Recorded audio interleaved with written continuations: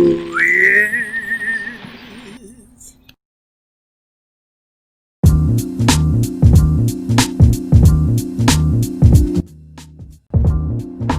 business, and people only really stopped caring about coronavirus because business interest supersedes, I guess, global health and basic humanity and morality. Yeah, just life in general. I mean, what's American life without capitalism? You know what I mean? Right. And I guess people are so ingrained with that they end up defending business well before they defend human life. Right. It's really sad. But I mean, it makes sense, at least here, the context in which today exists, right? Everybody pawn of capitalism in one way or another. But seriously, it's not even small businesses. Republicans love saying small businesses, love talking about it. But what's the first things, or what were the first where were the first places to reopen, Robert? You know what I mean? Walmart. Sorry. You can curse. I don't want to curse on it, but you can curse. Edit button. Yeah, okay, fine. Beep. Look at your neighbor and say beep. Beep. Well, amen, life. But no, so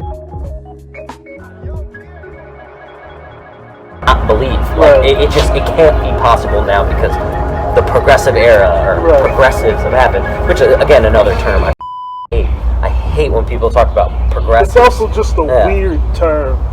It's soft. It's the what's the word? It's the watered down version of saying you're a leftist or you're a socialist. And I don't believe there's anything wrong with it. Now, personally, I am a leftist. I do not identify as a socialist, and I do not identify as a communist. Let that be clear. That being said, we are all influenced by Marxist doctrines. So to talk about Marxism I don't even want to get into it, right? But people, dude, if you're an American capitalist, you're a Marxist in some way, because you believe markets are the reason of our material conditions, and that is a very factual Marxist claim. 100%. Like, the reason we live the nice life, material well-being we have now is because of markets and market decision, and that's economic determinism. Marx founded economic determinism. Like, it wasn't a concept before. They didn't use economics in decision making back then. But when people have never read Marx, it's just like a pejorative person outside of academia who all of a sudden really likes Marx in this country. That was when I read a good bit of Marx in high school on my own accord. That being said, reading Capital in high school, I didn't. You know what I mean? Honestly, reading in college, I still didn't really understand much, minus my underlinings in my book. But people have never read Marx, man. Yeah. But yeah, progressive. Like, go back. I get off on a lot of things. No, I noticed. I'm listening. Progressives, though. Progressivism is watered down socialism and liberal ideology for Americans. Yeah. And it's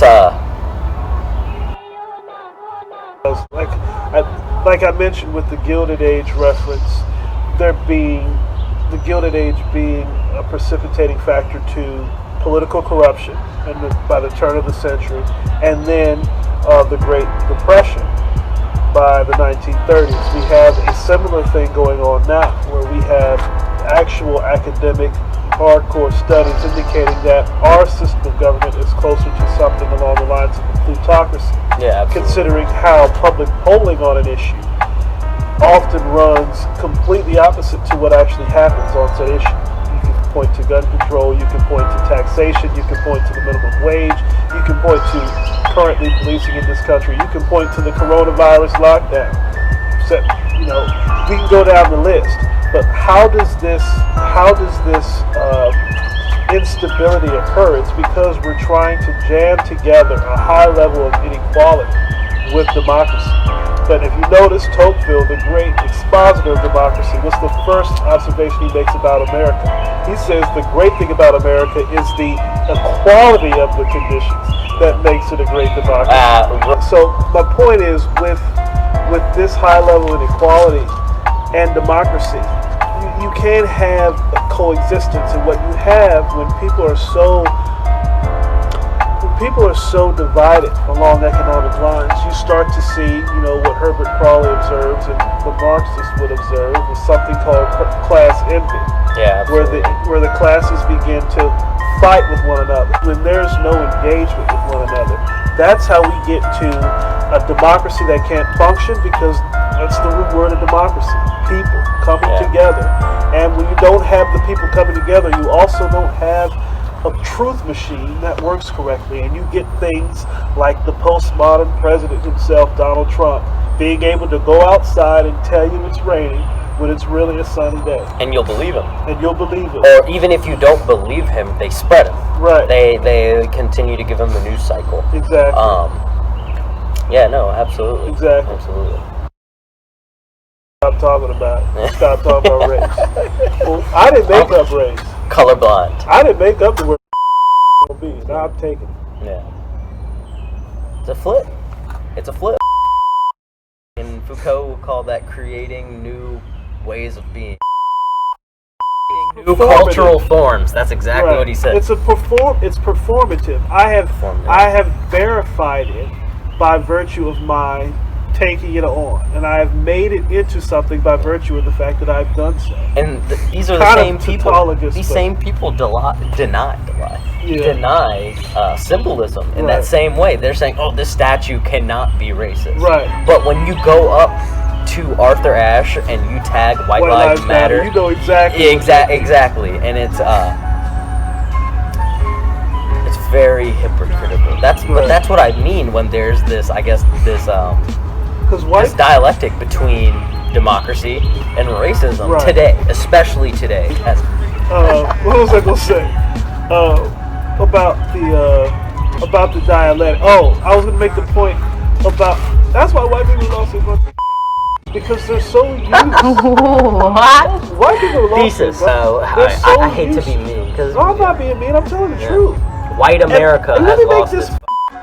And I talked to one of my good friends about this, and in a small sense, I feel bad about for white people, because James Baldwin prophesied this in Fire Next Time. In the first chapter of Fire Next Time, James Baldwin talks about how to see a shift in the racial dynamic of the country from the perspective of the white person is to wake up and see everything on fire and the stars all aflame. Why? Because the very universe in which they've been socialized for generations is now flipped, and their whole identity has been based on being the focal point. And whereas black people, sense of self. Right. Black people had to make their sense of self out of whole cloth. They had assertions to themselves about what it means to be black. That's why we say Black Lives Matter, to affirm to ourselves who we are. We matter. We're beautiful. We're smart. We're this. We're that. That's why we celebrate our history. That's why we do things like that. And brown people, Hispanic people, every culture in this country that's not white has had to do a similar thing. White people never had to do that. They only had to define themselves in the negative. We were, and now they're being forced to do that, and they don't know where to start. And that's why they're losing their minds, because they're so used to being in the middle. And now that the dialectic is shifting a little bit, they don't know they can't make sense of their world existentially, because they're being forced to take on this perspective of not always being perceived as right. No, Karen, you can't call the police on this random black man watching birds. You're not automatically in the right because you feel aggrieved. How about that? And now you have to shift your whole perspective.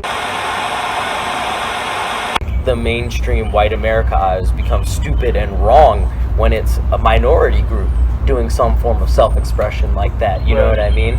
Whereas they're allowed to do it all the time. They put up Robert E. Lee. Right. And that is an example of expression right there. Right. You know what I mean? So only white America can. White America has a monopoly on symbolism. When you talk about the muted group theory, they have this language that we all have to accommodate. Yeah, and work within. Right. And when we step outside into the wild space or the free space, they lose their mind. They don't understand it. Right. That's when all lives matter. It's like, bro, do you not realize that is the point of the right. But you're saying that as a reaction because you feel the center shifting. Yeah. And you're no longer in Center, the middle. Yeah. Right. Yeah. Right. Sad moment. Yeah, but they'll be all right. Ice it. Yeah. Rice. Rest, ice, compression, and elevation. Elevation.